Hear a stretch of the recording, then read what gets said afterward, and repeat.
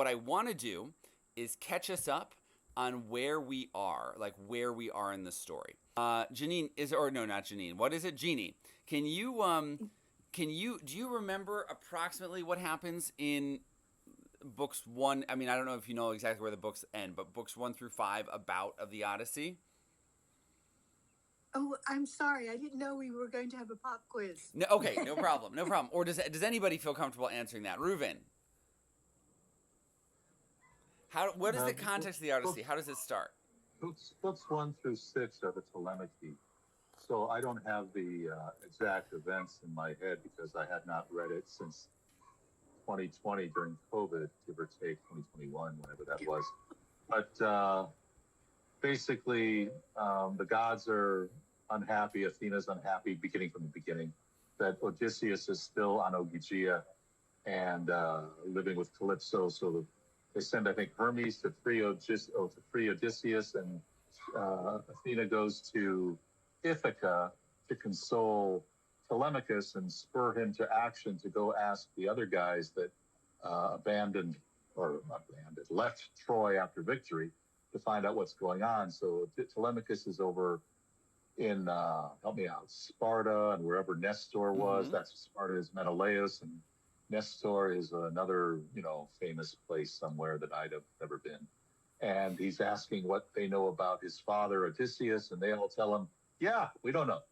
And so he is coming back, and the suitors are planning to kill him, but he slips in the dark of night or something like that, I guess. So I don't know where we are. Yeah, we're not that way. So no, we're not there yet. Okay, that's pretty good. So let me jump in here and just give everybody, in case you haven't been with us, books 1 through 5, a quick summary of where we are in the story to this point. So the hero of our story, his name is Odysseus. That's the reason it's called the Odyssey. It's about Odysseus, and Odysseus was a fighter for the Greeks in the Trojan War. We won't cover that whole backstory now, but yeah, so he was a fighter for the Greeks in the Trojan War. The war has ended. It's been 10 years since the end of the war, and Odysseus, on his journey home to his family, essentially got stopped and was captured on an island with a nymph, a demigod, or a demigoddess rather. Her name is Calypso. She fell in love with him, and so she's held him on her island for the last 10 years. He's trying to get home to his loyal wife. Her name is Penelope, although she doesn't come up in this chapter. And his loyal wife she's beautiful, of course. She's the most beautiful woman in Ithaca. Again, not upstate New York. It's actually in Greece. And she she has been chased and waiting for him. This is very good. In the context of the Greeks, of course, and so and it is good because he actually is alive, right? If he were dead, that would be a bit of a shame in a certain sense. But anyways, that's you get my opinion there. She has, and now there's a bunch of guys who want to marry her. They're called the suitors, and we don't like them as a group. The reason a lot of them want to marry her is because Odysseus is rich and they'd love to inherit his estate as well. And so there's that. Odysseus' son, Telemachus, was a bit of he was only 10 or something when Odysseus left. So now he's probably 20. He's reached manhood, but he's never really been the leader his father has been. But Athena, the goddess of wisdom, knows that Odysseus is alive and has sent Telemachus on a journey to kind of find his father. That's not all super relevant for this chapter, but what is relevant for this chapter... Oops, somebody's trying to come in. Hello, we have a new person. Let's let Mary introduce herself before we go. Oh, now she's gone. But what is relevant? Quick repair to something you just said. Okay. The war in Troy was 10 years, and Odysseus has been lost at sea for 10 years. Right. And Telemachus is 20. So Odysseus left when Telemachus was born. Oh, good point. Yes, thank you. Exactly right. Nope, that's true. Yep, that's true. And so that's exactly right. The next thing I was going to say, so Odysseus is on the island. I actually forgot where I was exactly. But Athena, the goddess of wisdom, has come to Telemachus, Odysseus' son, and said, go on a journey and get information about where your father is. He's going to come home, blah, blah, blah. But again, that's not super relevant for this chapter, so we're not going to dive into that more. What is relevant for this chapter is the second thing that has happened with Athena, is that she has convened a council of the gods. And so all the gods meet on Mount Olympus. So all the gods are like Zeus. The key ones that we see in the previous chapter, where this was book 5 actually, are Zeus and actually Athena, the loudest voices. Poseidon is not there. And that's kind of intentional because Poseidon has a bit of a grudge against Odysseus. And so Odysseus, the gods decide that she's going to get sent home. They send Hermes, the messenger god, to Calypso, the nymph goddess who has Odysseus captured on her island. And they send a message, you need to let him go home. And I guess I'll actually... So Odysseus is actually on the way home right now. And let me actually rotate this image so we can see it. Okay, I thought it would rotate a bit faster than it is.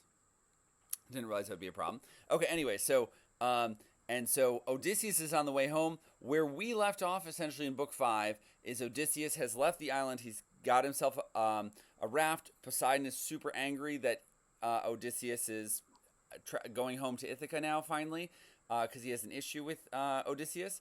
Okay, I guess we won't be looking at the graphic novel.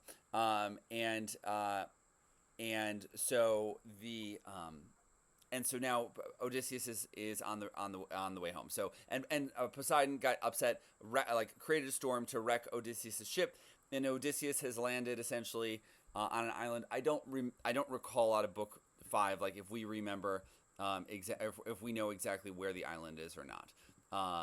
But that is where we've landed on this one. Any questions? So that should catch us up. If you weren't caught up, that should put you in a good place to understand what's going on in book 6. Any questions or comments? Any holes anybody wants to fill? Comments, Mary? No, he seems like you covered it pretty well. Yeah, he got thrown ashore and he's in a deep sleep, it seems. Yeah, he was. Yeah, exactly. He felt exactly. He was exhausted and slept. Right there. Perfect. Okay, sounds good.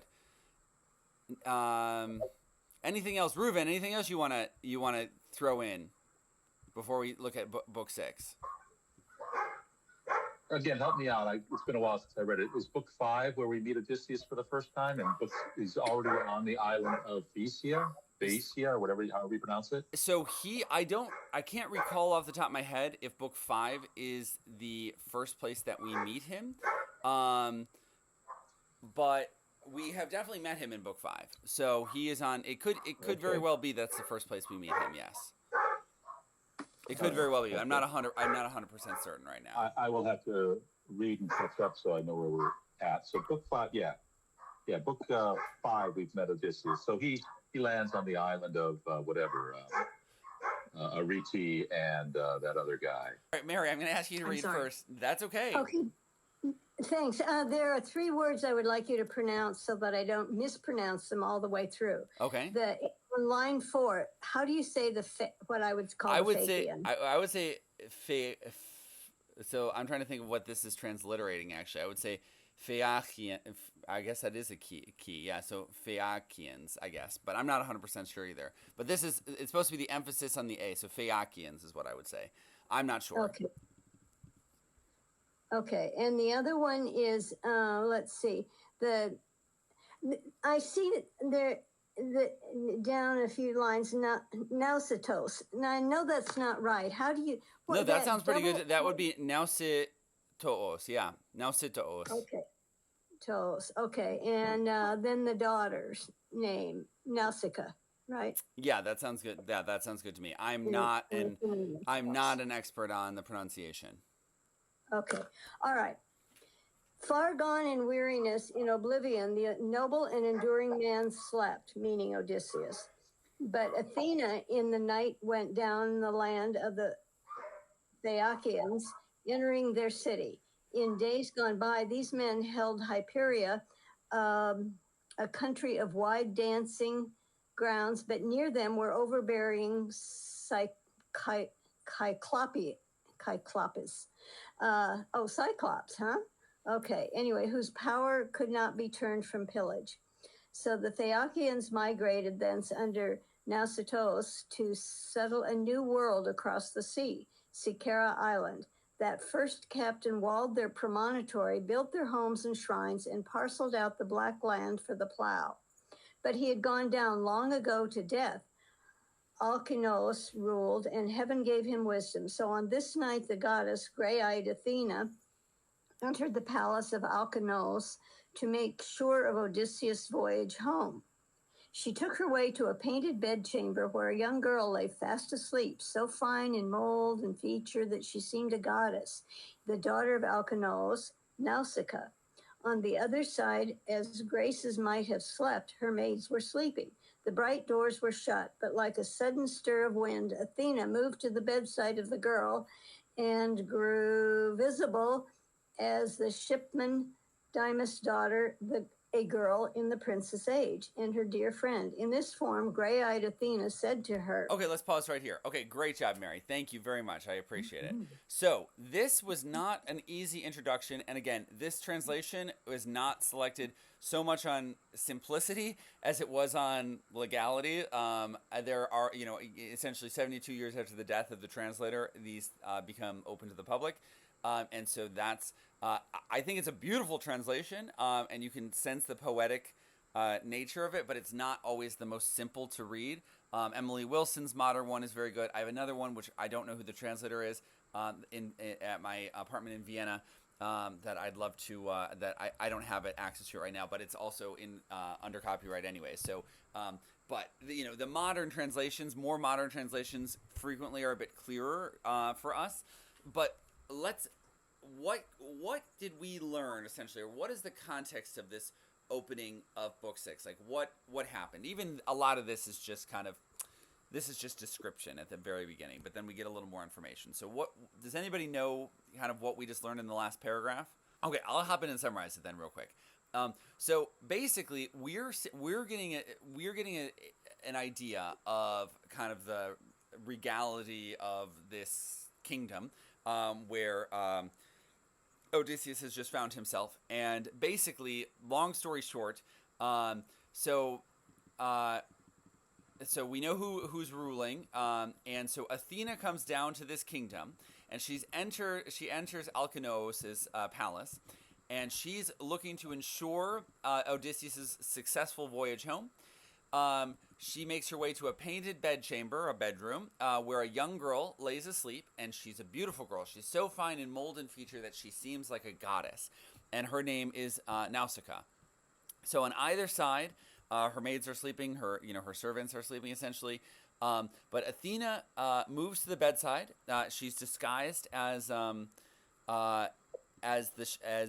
Deimos' daughter, as a shipman Deimos' daughter. So she's in disguise. She's not revealing herself in her goddess form, but she's appearing as a human, a girl the princess's age, and who is her dear friend. Okay, so Athena has disguised herself and is showing up at the princess's bedside in this regal area, and says the following to her. So that's where we are. Okay. Mary, if you want, you're going to be reading a lot today because our other two participants are aren't always able to read. So if you want to pick back up, I can help. Okay, I can help. I can make the screen larger, is what I discovered. Okay, sounds good. So where are we? What's right the first here? Line here. Where are we at? The blue. Okay. How so remiss, and yet thy mother's daughter, leaving thy clothes uncared for, Nausicaa. When soon thou must have store of marriage linen, and put thy minstrelsy and wedding dress. Beauty in these will make folk admire, and bring thy father and gentle mother joy. Let us go washing in the shine of morning. Beside thee will I drub, so wedding chests will brim by evening. Maidenhood must end. Have not the noblest born Phaeacians made court to thee, whose birth none can excel?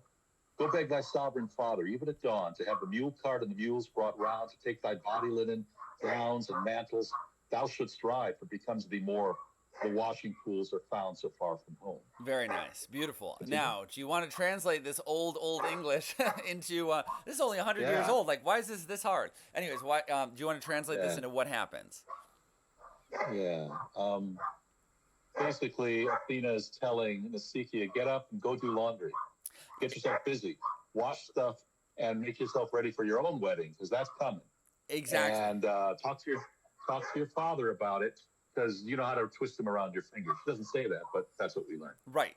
That's very, very good. And the only thing I want to add to that is, so she's saying your wedding's coming, and the reason that her wedding's coming is she's saying you need to go wash in the river, because you will get, if you make yourself beautiful, then we can leave your maidenhood, you're being single, you're being unmarried behind. So she's saying you need to go to the river tomorrow morning and bathe and wash all your clothes so that you look beautiful, so that you can get yourself a man. And this is what Athena is saying to the girl, to go down to the river. To go down the river in the morning and bring all this stuff, wash your clothes there, blah blah blah. So she has a reason to go down the river. Okay, very nice, very well explained. Okay, Mary, I'm going to ask you to pick up here again. On this word she departed, gray-eyed Athena, to where gods have their eternal dwelling, as men say, in the fastness of Olympus. Never a tremor of wind or a splash of rain, no errant snowflake comes to stain that heaven so calm, so vaporless, the world of light. Here, where the gay gods live their days of pleasure, the gray-eyed one withdrew, leaving the princess. Okay, keep going, because there's not too much important there, yeah. And now Dawn took her own fair throne, awaking the girl in the sweet gown, still charmed by the dream. Down through the room she went to tell her parents, whom she found still at home, her mother seated near the great hearth among her maids, and twirling out of her distaff yarn dyed like the sea, her father at the door, bound for a council of princes on petition of the gentry. She went up close to him, there you go, Reuben, and softly said, "My dear Papa, could you not send the mule cart around for me, the gig with the pretty wheels? I must take all our things and get them washed at the river pools. Our linen is all soiled, and you should wear fresh clothing going to council with the counselors and first men of the realm. Remember your 5 sons at home. Though 2 are married, we still have 3 bachelor sprigs. They will have none but laundered clothes each time they go to the dancing. See what I must think of?" Okay, very nice. So, Mary, pretty straight. This language is not straightforward, but not that much happened here. But you want to sum up what happened in these couple of paragraphs? Yeah, well, she gets the message that she's supposed to go do laundry. She may not realize it's from Athena, but anyway, she does. And so she realizes this is a good thing, and she goes to her dad, and she pointed out, Reuben, that she's got him twisted around her finger probably, and she gets the big cart and the mules, and just to throw in a little extra, she says, "Yeah, Daddy, and you got these sons you got to get married off, 3 out of the 5. What about me too? So we got to go do laundry and get ready to go dancing." That's a beautiful summary. I love it. Janine, anything that you want to comment on so far? Because I actually haven't handed it to you yet. I'm sorry, I am not carrying my weight here, but I'm enjoying the other people, and That's not what I meant at all. I just meant, is there, because usually I'll be like, usually after the person reads, I'm like, you want to try and summarize this? So I just was like, I haven't given Janine a chance to say any thoughts that she's had, not only about this, any part you've seen yet. I'm very good with what has happened here. Okay, sounds good. Sounds great. Okay, I think that was a great summary, Mary. I really liked it. I think that sounds perfect to me. Then Reuben, you want to pick it back up here? Here. Top of this Here page. Being she had no word. Mm-hmm. She had no word to say of her own wedding, though her keen father saw her blush. Said he, "No mules did I deny you, child, nor anything. Go along now. The grooms will bring your gig with pretty wheels and the cargo box upon it." He spoke to the stable man, who soon brought round the cart, low-wheeled and nimble, harnessed the mules and backed them in their traces. Meanwhile, the girl fetched all her soiled apparel to bundle in the polished wagon box. Her mother, for their luncheon, packed a hamper with picnic fare and filled a skin of wine, and when the princess had been handed up, gave her a golden bottle of olive oil for softening girls' bodies after bathing. Nausicaa took the reins and raised her whip, lashing the mules. What jingling! What a clatter! But off they went in a ground-covering trot with princes, maids, and laundry drawn behind. By the lower river where the wagon came were washing pools with water all year flowing in limpid spillways that no grime withstood. The girls unhitched the mules and set them down along the eddying stream to crop sweet grass. Then sliding out the cart's tailboard, they took armloads of clothing to the dusky water and trod them into pits, making a race of it. All being drubbed, all blemish rinsed away, they spread them piece by piece along the beach, whose pebbles had been laundered by the sea, then took a dip themselves and, all anointed with golden oil, ate lunch beside the river while the bright burning sun dried out their linen. Princes and maids delighted in that feast. Then, putting off their veils, they ran and passed the ball to a rhythmic beat, Nausicaa flashing first with her white arms. Very nice, beautiful. You do a fantastic job of reading poetically. Reuven, you want to summarize